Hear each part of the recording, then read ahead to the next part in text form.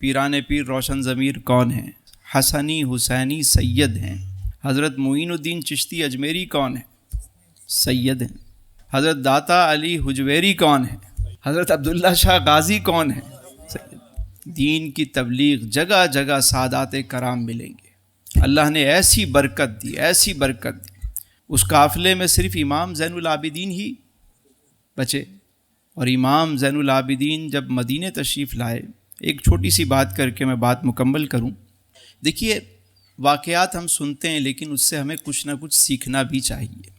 امام زین العابدین جب مدینے تشریف لائے تو اس دفعہ میں مدینہ شریف جب حاضر ہوا تو مجھے وہ گھر دیکھنے کی بھی سعادت نصیب ہوئی کہ مضافات میں، مدینہ شریف کے مضافات میں انہوں نے سکونت اختیار کی، ہٹ کے رہتے تھے، لوگوں سے ملتے جلتے بھی کم تھے، کھانا پینا بھی بہت کم کر دیا۔ پانی جب سامنے آتا تو آپ کے اشک جاری ہو جاتے، بڑے عابد و زاہد، ہر وقت گریا کرتے، اشک باری رہتی۔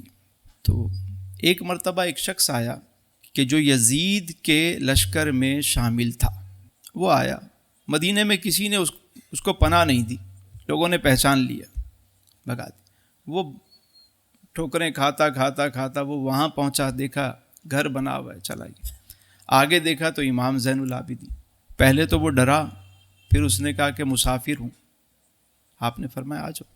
آپ نے اس کی ضیافت کی، اس کی خدمت کی، اس کو کھانا کھلایا، اپنا مہمان بنایا۔ 2-3 دن وہ رہا، جب جانے لگا، اچھا وہ یہ سمجھا کہ انہوں نے مجھے پہچانا نہیں۔ جب جانے لگا تو کہنے لگا حضور معافی کا طلبگار ہوں، مجھے لگتا ہے آپ نے مجھے پہچانا نہیں۔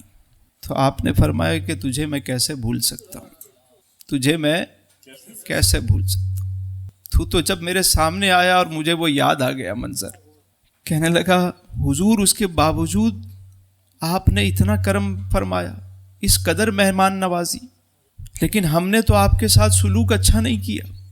آپ نے فرمایا جب ہم کربلا میں تھے تو ہم تمہارے مہمان تھے، وہ تمہارا سلوک تھا، تو آج تم ہمارے پاس ہو، یہ نبی کی آل کا سلوک ہے، یہ ہمارا طریقہ ہے، یہ نبی کی آل کا طریقہ ہے۔ وہ تمہارا طریقہ تھا، یہ ہمارا طریقہ ہے۔ یہ بانٹنے والے ہیں، عطا کرنے والے ہیں، یہ گھرانہ وہ سخی گھرانہ ہے۔ اللہ نے ہمیشہ اس میں برکت رکھی ہے، ان کے نام میں برکت رکھی ہے۔